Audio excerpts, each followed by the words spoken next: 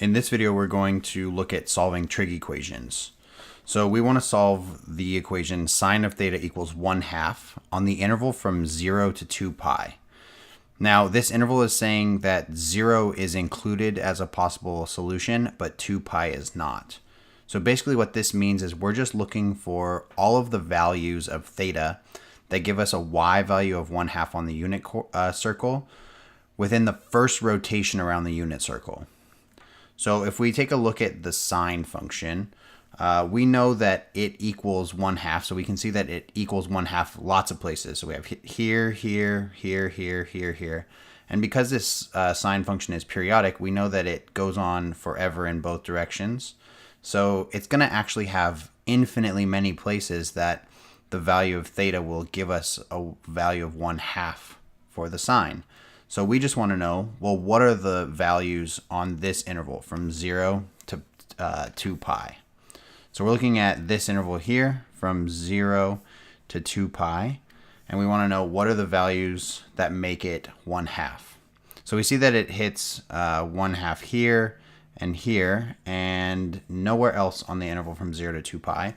So what are those values?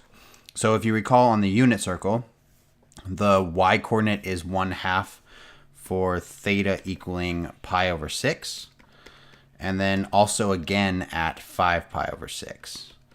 And so those would be the two solutions to this trig equation. So pi over 6 and 5 pi over 6 are our two equations, our two solutions to the equation sine of theta equals 1/2.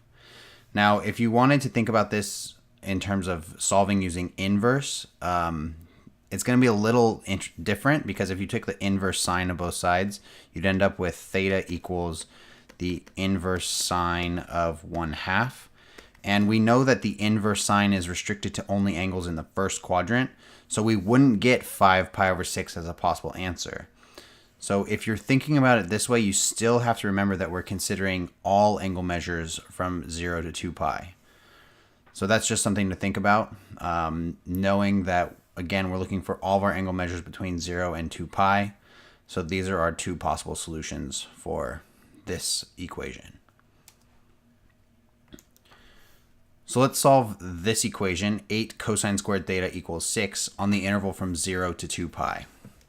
So what we're going to do is we're going to try and get cosine of theta by itself and solve and then find the values of theta that make this true on that interval. So the first thing I'm going to do is divide both sides by 8. And I'm going to then have the cosine squared theta of 6/8, which reduces to be 3/4. And then we can take the square root of both sides, because I want it to just be cosine. And remember, anytime you introduce a square root into your equation, we're going to take the positive and negative square root. So we end up with the cosine of theta equals plus or minus the square root of 3/4. Now, if you evaluate this square root, it's going to end up being the square root of 3/2. So we're looking for where our cosine is positive square root of 3/2 and where it's negative square root of 3/2 on the unit circle. So we have two equations now that we're solving. So we have the cosine of theta equals positive rad 3/2 and the cosine of theta equals negative square root of 3/2. The cosine of theta is going to be positive square root of 3/2. That's going to happen in quadrants 1 and 4. We have two places that it'll happen there. And it's going to be negative in quadrants 2 and 3. So what are the values that make this true? Well, for rad 3/2, the cosine, this happens when theta is pi over 6 in quadrant 1. And then again, quadrant 4, but we're using the positive angle measure, not the negative angle measure, because of our restriction. So that's going to be at 11 pi over 6. And then in quadrant 2, it's going to be negative rad 3/2 for theta equaling 5 pi over 6 in quadrant 2. And then at 7 pi over 6 in quadrant 3. So altogether, the solutions to this equation are going to be the values of theta such that, so let's just put them in order. It is pi over 6, 5 pi over 6, 7 pi over 6,